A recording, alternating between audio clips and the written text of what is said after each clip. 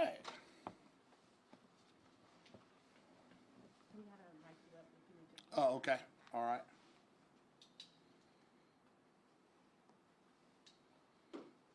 Y'all doing okay? Everybody good? Yeah, how are you doing? Trying to stay dry. I was asking, is that a booking photo or a driver's license picture? Driver's license picture. Do you guys have a booking photo yet? It's out in Montgomery County. Well, yeah, in Montgomery County is where he is. I have some photos of the arrest I can send you after we wrap. Yeah, That'd be great. yeah, for sure. This is late here. All right. So today, the Precinct 1 Constable's Office executed on an arrest warrant for Joseph Madison Johnson, who has been charged with online solicitation of a child. Mr. Johnson is the head baseball coach, history teacher at Caney High School in Conroe ISD, Montgomery County. He was arrested in the parking lot of the school and took him in without any issue whatsoever. The arrest came after a 5-month investigation by my office, and it involved the Internet Crimes Against Children Task Force. Why we were able to go to Montgomery County, we're a Harris County agency, is that there is a task force, and Montgomery County District Attorney's Office is part of that task force. So this case led to Montgomery County because a lot of the solicitation happened while on school grounds.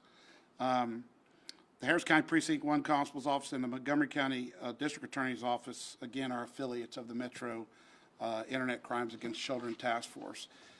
This suspect made online solicitation of what he thought was a 14 and 16-year-old female. He communicated with them over an extended period of time. He sent some explicit pictures of himself, and they did attempt to set up a meeting location in the Woodlands. It didn't come to fruition. Otherwise, he would have been charged on online solicitation that involved the meeting of a minor. It's a very disturbing case. We're talking about an individual who is charged with taking care of kids every single day in a classroom environment, on a baseball field. And this just betrays the trust of all those children. And I can just tell you I'm happy. It took 5 months to do this investigation, but I am very pleased that this arrest happened. And now we are seeking to find if there are any more victims. We believe very strongly that there are more victims that we need to talk to based on his assertions during our interview. So we would like the public, and please put his picture out so that we can find other victims. This agency's always been about victim advocacy, and we're going to continue to be that. And somebody that's targeting 14 and 16-year-old children, we need off the street. And so I'm so proud of the work our officers did in this undercover capacity. They did a great job, and we were able to get this person off of the streets. He's going to be booked in the Montgomery County Jail, and the case is pending in Montgomery County. There is another component, and we are working with our local district attorney's office, Kim Ogg's office, and potentially filing additional charges in Harris County. We're working very closely with our district attorney's office to file additional charges because some of the online solicitation took place in Harris County at this at Mr. Johnson's residence. So we're going to be working diligently on that. And again, any victims, please contact our office. We would love to hear from you.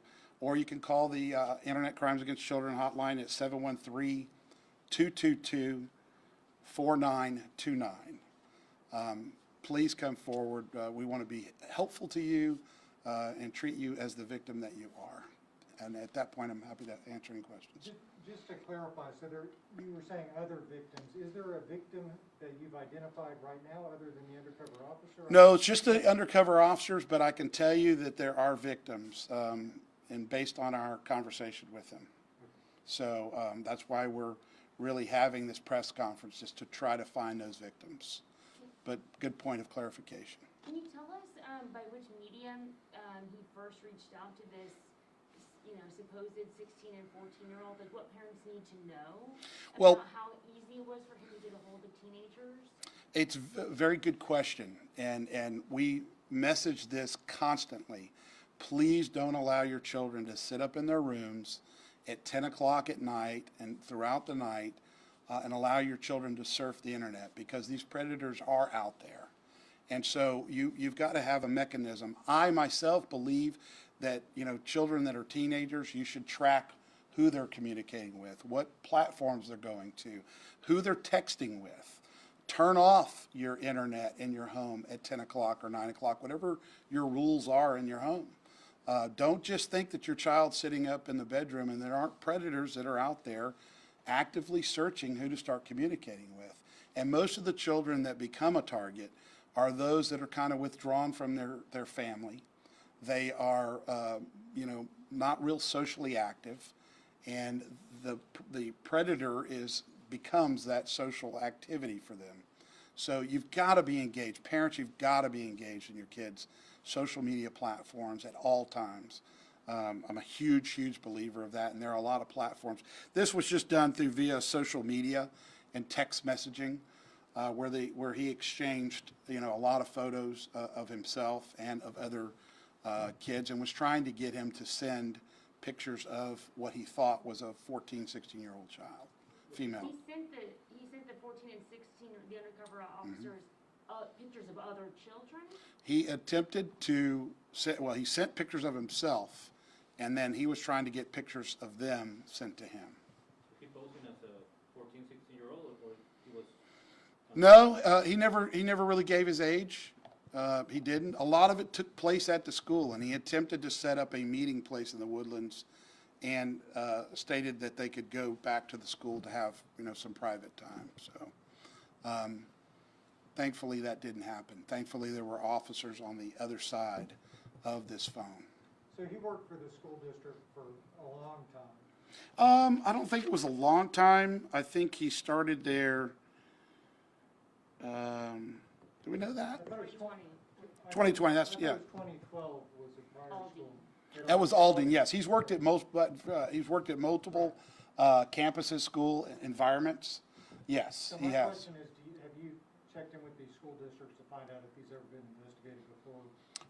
We made contact after his arrest with the current school that he's in, and gave them all the information, and we're working collaboratively with that school district and that principal and the teachers that are there to see if there was any problems there that we can become aware of. We couldn't say anything prior to us actually arresting him, because we didn't know who he was friendly with at the school.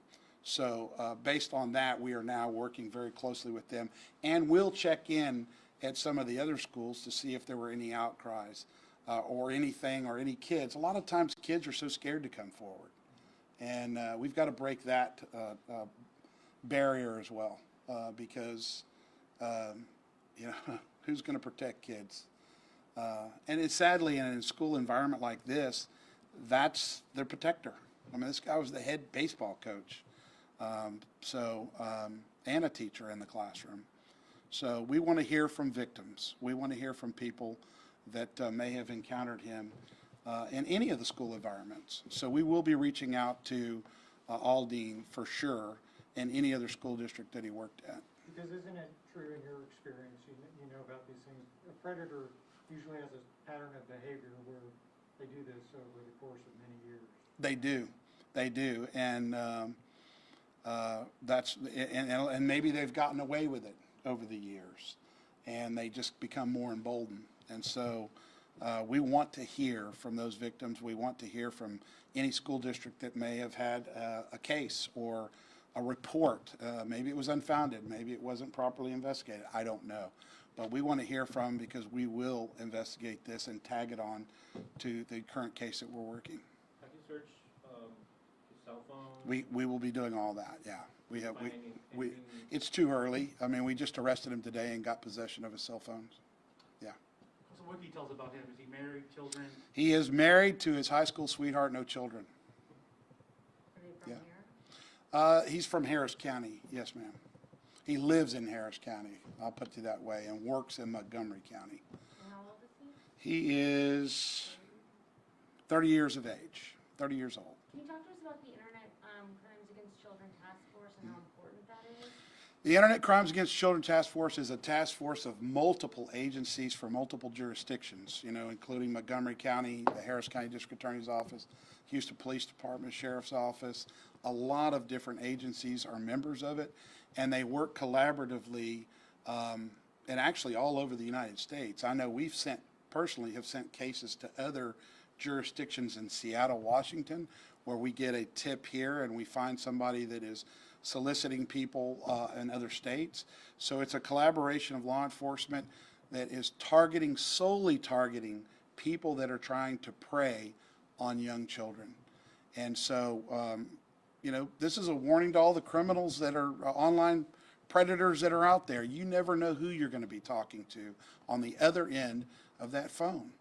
And it quite possibly could be investigators or detectives that are working on that. So Internet Crimes Task Force was created to deal with this problem exclusively. That's their sole mission, is to identify and arrest people and file charges on people that are out there actively looking to engage in this inappropriate behavior and criminal behavior. You believe by making the arrest today, you saved other children's lives? I pray to God that we did.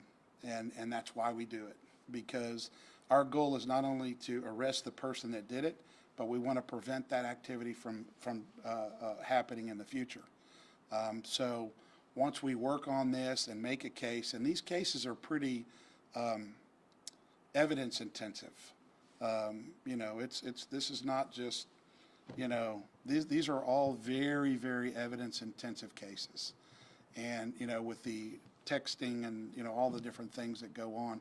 But yeah, our goal in law enforcement is always to save somebody from being victimized by a crime. Always. And as long as I'm here, and I know my other partners that are out there that lead agencies, that's what we're all about, is to prevent the crime from happening, hopefully, and then prevent it from ever happening again. And I think we're going to get that done with this guy. And that's why, please call if you've had any interaction with them or you've been victimized by him. We want to hear from you. We've got very skilled people here that know how to interview people and do it in a very, very meaningful way. We want to treat you as the victim that you are. Can you explain to us what the predator's tactics were? What did he say to the teenagers on the other end of the phone? What was his characteristic like to keep them drawn in, to lure them into a relationship? I don't want to go into the craft of what they do, because I certainly don't want to give our criminals that are actively out there doing that a basis to try to work around how we do it. I can just tell you that their persona was a 14 and 16-year-old female, and he actively engaged in everything you need to make online solicitation of a minor. And ultimately, I think he would have tried to meet what he thought was a 16-year-old female. And I'm just glad it didn't happen. I'm glad that there wasn't a real 16-year-old child that was interested in meeting up with him, because you just never know what's going to happen. Bad things are going to happen. Bad things are going to happen. So we do know what's going to happen. We have time for one more question. Was that done through text messages or through special social? Text messaging. It started out on social media, and then it morphs into text messaging. So do you know what specific social media, so parents know? No, I just, I can't be firm enough. Parents need to be engaged in their kids' social media platforms. You cannot allow a child just to have access to a phone and just hope things are going to work out for the best. Be active. Be an active parent in your child's social media platforms. It might save their life. There's a lot of human trafficking people, predators that are out there looking for exactly this, to kidnap kids. And so, my message has always been the same as it comes from other agencies. Be involved in your children's social media platforms. There are software applications that you can put on your child's phone, whether they know it or don't know it, that you'll get to see everything that they are doing via with text messages, with where they go and surf the internet. Be involved, be an involved parent. That's my message. What's the name of those apps? I don't have them all, but I can get them to you. My folks have them. Sure, that would be a great thing to put out, is what apps to put on your child's phones or computers, laptops, both. Yep. Thank you, guys. Appreciate it. God bless you.